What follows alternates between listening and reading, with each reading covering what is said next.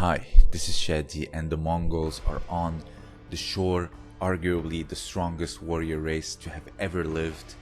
Their three pillars to make a perfect warrior are horsemanship, archery, and of course their folk style wrestling, the Bökh Wrestling, which we're gonna discuss in this video, or discuss its history, its first depictions, and the several versions according to the regions, what goes on into their clothing, the ceremony in order to open up a match and close the match, the courtesy of the wrestler towards his other fellow wrestler, and also just discuss in general and compare it to something like sumo and judo, because it has infiltrated both sumo and judo, very much successfully being a grappling art of the East.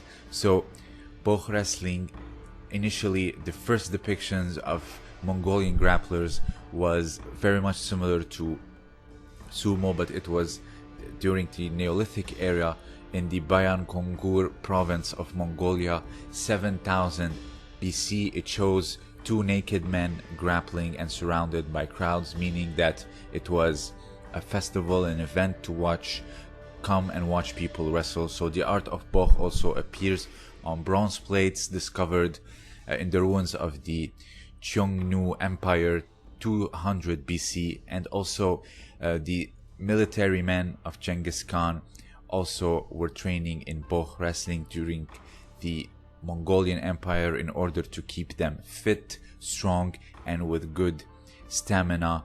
And according to the secret history of the Mongols, which is one of the only surviving written records of Mongolians, in 1240 AD, in the fourth chapter, you have the depiction of like the birth of Bökh Wrestling, or why it's called Bökh Wrestling. And the story goes as follows, and I quote: "One day, Genghis Khan had Buribökh and Bolgutei wrestle each other. Buribökh belonged to the Jurkin tribe. Formerly, Buribökh was able to hold on to Bolgutei by one hand, to drop him on the ground by one leg, and keep him immobile there on the ground. Buribökh was a nationally famous wrestler. However, on this occasion, when Buribökh and Bolgutei were made to wrestle each other, Buribökh fell on the ground despite being undefeated champion. Bolgutei managed with great effort to press Buribökh down at the shoulders and proceeded to sit on his belt area. He then glanced at Genghis Khan from the corner of his eye. Genghis Khan bit his lower lip. Bolgutei understood the meaning of this, held Buribökh firmly, jerked him at the chest and buttocks, and broke his back. Buribökh said, with his back broken, 'I never lost a match to Bolgutei.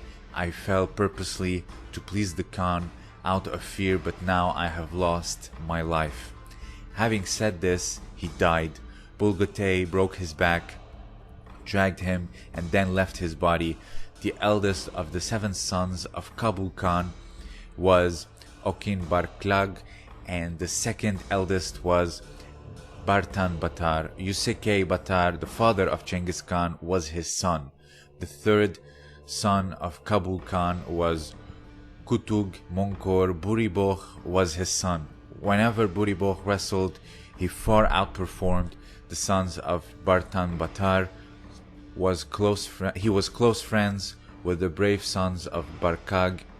This was how the national wrestling champion Buri had his back broken by Bolgutei." So this story talks about a man by the name of Buribökh, who was a great wrestler who lost purposefully to please the Khan, and hence the folk style wrestling was named after him, according to legends and according to the ancient writings of the Mongolians of the medieval period of around 1200 AD, the year of the monkey. So let's talk a little bit about the rules and the clothing, and also how they differ from area to area. So about the rules, you have the goal is to get your opponent to touch his upper body and also knees and elbows on the ground. The inner Mongolian version, any part of the body touching the ground signifies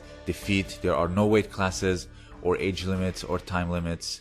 I mean, if you think about it, since there's no submissions or only you have to touch the ground, there's no ippon or wazari, very specific way of landing. I would imagine there's no need for time limits because yes, there are some bouts that lasted over hours according to legends, but nonetheless, till this day, time limit does not exist. And according to the region, either Inner Mongolia, where any part of the body touches, or just the regular Bökh or Balbak Bökh, if I'm not mistaken, the upper body, knee or elbow should touch the ground. So you have starting the match, you have the two wrestlers begin the match locked together according to some regions, while others you have no contact. It starts very much like a judo match. And also you have the Inner Mongolians, they have a little different rules. They cannot grab the legs, while all the other parts can grab the legs. So I'm starting to see a pattern here in sumo and Bökh and even judo. You have this split of leg grabbing and no leg grabbing, and it is because of their being warriors, if I'm not mistaken, and keeping the posture up and just taking someone down with upper body posture control. And also you have people who grab the legs. You see versions of sumo where they grab the legs, and you have versions where they are not allowed to grab the leg, almost like judo. So this area, even Shidaoba wrestling, the Georgian wrestling, does not allow leg grips. So I think when it comes to warfare, etc., leg grabs are not that important to them. In order to have the entire Inner Mongolia does not grab the legs, meaning that they are more concerned with upper body control and having their hooks in and around the back. So this sheds a lot of light on when it comes to creating the rules, and not just in judo and say wrestling and jiu-jitsu allow leg grabs, why not judo, etc. You have to see also the entire context of the region, which also paints a clearer picture. I myself, I'm not that much affected by the leg grab ban in judo, so I have no problem with it. Yes, sure, a technique here or there, but not to make it all about just diving low.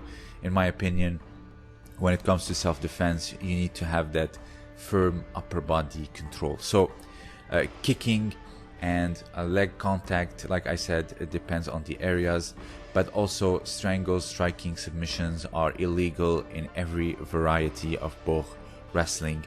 And when it comes to match courtesy, sportsmanship is very much important.